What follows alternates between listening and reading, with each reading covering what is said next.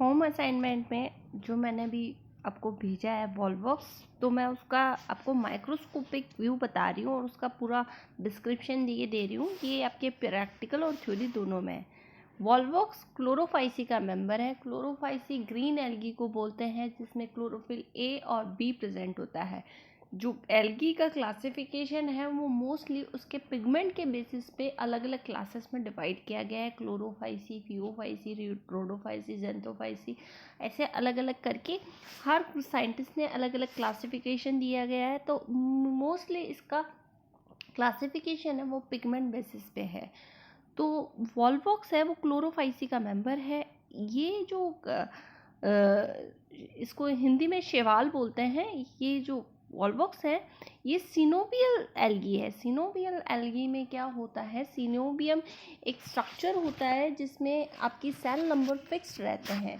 एक cell number fix होते हैं और वो सब मिलके सिनोबियम का निर्माण करते हैं।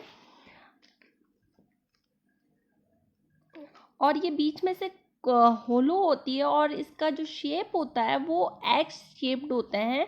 और इसमें क्या होता है कि ये जो सेल्स होती है वो एक सिंगल लेयर में अरेंज रहती हैं और एक कॉलोनी में लगभग 15,000 to 20,000 सेल्स पाई जाती हैं। वॉल्वॉक्स ऑरियस में 500 से लेकर 1000 तक मिलती हैं। और सिनोवियम में जो बीच में से खोखला होता है, हॉलो होता है, उसमें म्यूसिलेज भरा रहता है। और इसमें क्या होता है, सेल्स बाहर की तरफ आउटर सेल तरफ अरेंज रहती है। अब ये माइक्रोस्कोप में 100 माइक्रोमीटर देन उसके बाद में मैग्नीफिकेशन कर करके दिखाया गया है। तो सेल ये जो कोशिकाएं होती है वो इसकी जो सिंगल कोशिका को हम क्लेमाइडोमोनास कहते हैं वैसी टाइप की होती है। और इसमें जो पायरेनोइड्स प्रेजेंट होते हैं, जो इसके क्लोरोप्लास्ट में एक पायरेनोइड्स प्रेजेंट होता है। और इसमें क्या होता है कि जो क्लोरोप्लास्ट होता है वो कप शेप्ड प्रेजेंट होता है। और साइटोप्लाज्म में वॉल्यूटिन ग्रेन्यूल्स प्रेजेंट होते हैं। और इसमें क्या होती है कि इसमें एक स्पॉट होता है, रेड स्पॉट, जहाँ से आपके 2 फ्लैजिला निकलते हैं जो उसके मूवमेंट में हेल्प करते हैं, जिसको ब्लाइंड स्पॉट बोलते हैं। देन इसके बाद में ये जो सेल्स होती है वो साइटोप्लाज्मिक कनेक्शंस के थ्रू एक दूसरे से अटैच रहती है। और इसमें फ्लैजिला बाहर की तरफ रहते हैं। तो ये जो मोबाइल कॉलोनी होती है ये मूव कर पाती है, इजीली मूव कर पाती है। जिसमें आउटर लेयर में फ्लैजिला होते हैं, जहाँ से आपके जो फ्लैजिला ओरिजिन होते हैं उसे बोलते हैं बेसल ग्रेन्यूल्स। और उसके बाद में उसमें जो इसका क्लोरोप्लास्ट होता है वो कप शेप्ड होता है, लाइक दिस कप शेप्ड इसमें क्लोरोप्लास्ट प्रेजेंट होता है। और ये साइटोप्लाज्मिक कनेक्शन से एक दूसरे से जुड़ी रहती है। इसमें एसेक्सुअल और सेक्सुअल रिप्रोडक्शन दोनों प्रेजेंट होता है।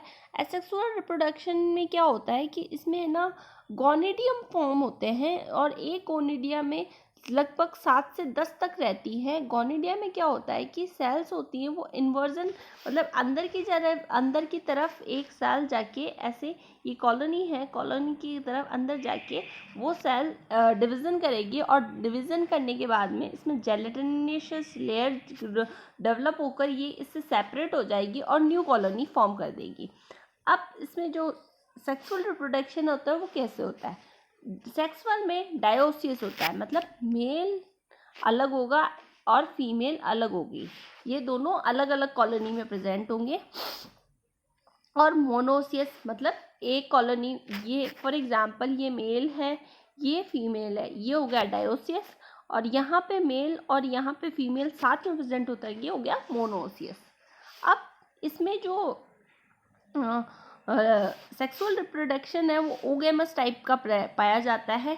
जो इसकी मेल बॉडी उसे बोलते हैं पुधानी या एंथ्रीडिया, और फीमेल बॉडी को बोलते हैं ओगोनिया। जो पहले डेवलप होते हैं, एक सेल्स एक क्लाइमाइडोमोनास एंथ्रीडियम के रूप में डेवलप होगी, एक ओगोनियम के रूप में डेवलप होगी। फिर उसमें क्या होता है कि उसमें डिवीज़न होता है। मियोसिस होने के बाद में उसमें बहुत सारे आपके एंथ्रीडिया फॉर्म होते हैं और वो एंथ्रीडिया जाके एग से फ्यूज़ होते हैं। एग से फ्यूज़ होने के बाद में जाइगोट का फॉर्मेशन करते हैं।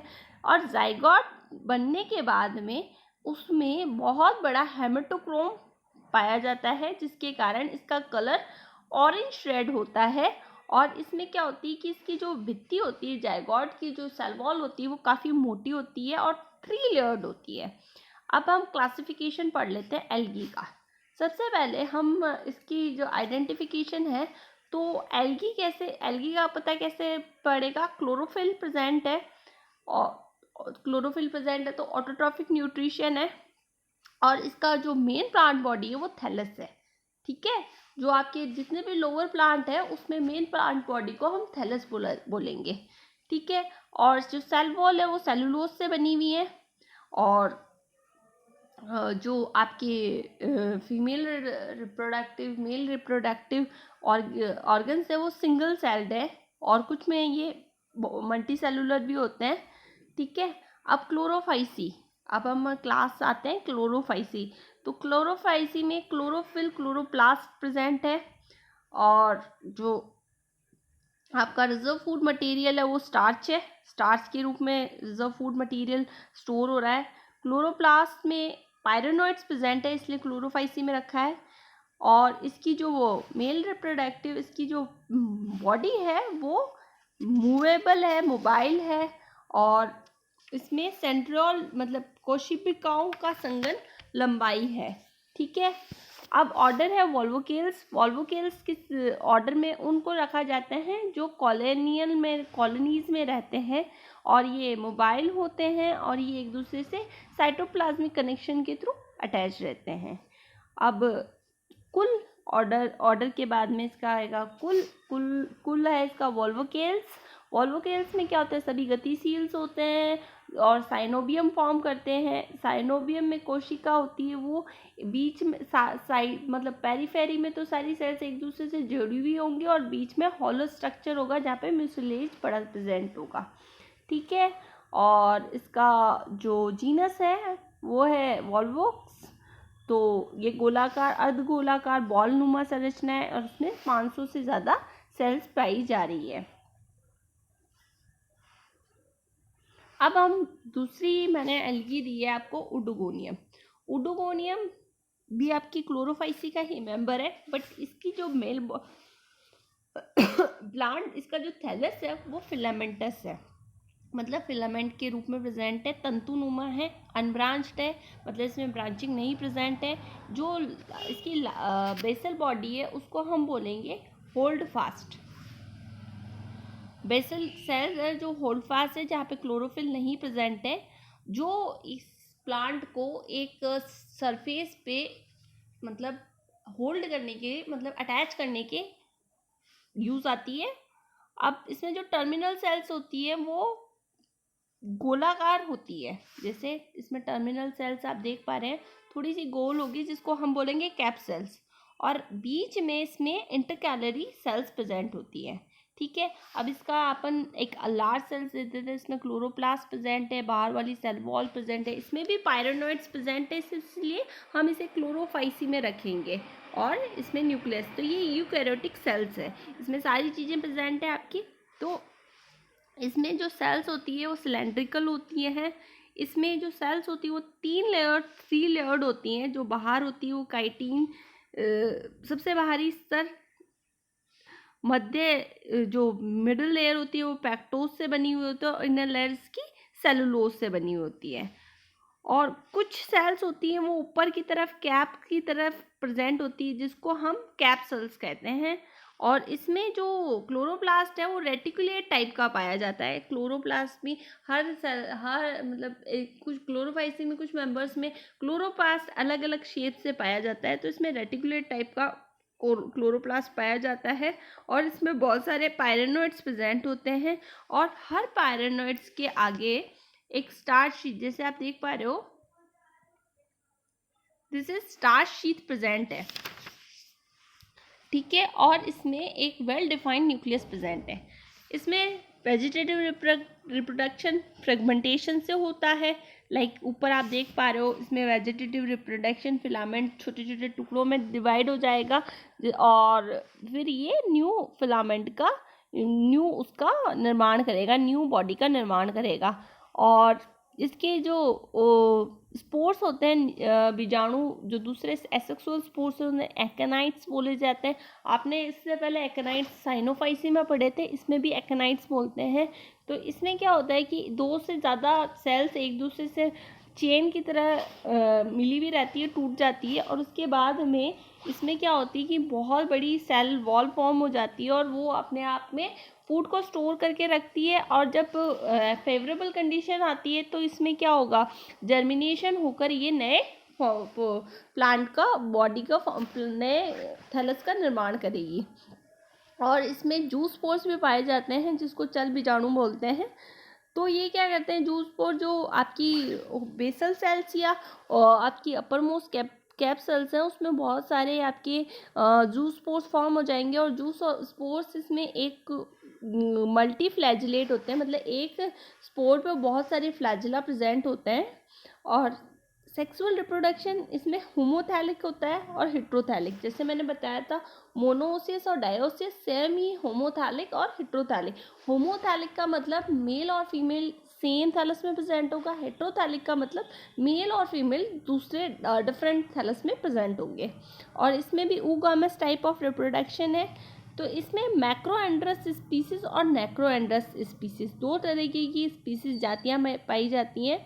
मैक्रोएंड्रस स्पीसीज वो होती है जिसमें जो फिलामेंट होते हैं उसमें होमोथैलिक होते हैं, जिसमें मतलब मेल और फीमेल एक ही उस पर थैलस में प्रेजेंट होते हैं।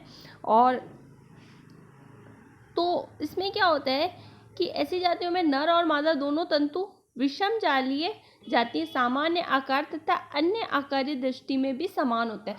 दोनों same structure, same size, same उसमें दिखाई देते हैं, मतलब सेम होता है उनमें सब कुछ। नैनोएंड्रस में क्या होता है कि जो नर तंतु होता है, मेल स्ट्रक्चर होता है वो छोटा होता है और फीमेल स्ट्रक्चर होता है वो थोड़ा बड़ा होता है। ठीक है, तो इसमें ये डिफरेंस है मैक्रोएंड्रस और नैनोएंड्रस में। तो जो आपका गाइनोएंड्रोस्पोरस है वो आपका एग शेप्ड होगा। और इसमें क्या होगा, एक रिसेप्टर पोर होगा जहाँ पे आपका मेल आके अंदर मतलब मेल आके अंदर की तरफ ट्रेवल करेगा। और उसको जब और फिर क्या होगा कि उसमें दूसरी तरफ आपका रिसेप्टर प्रेजेंट होगा फीमेल पे, जहाँ पे आपका एंथीडियम आके अटैच होगा।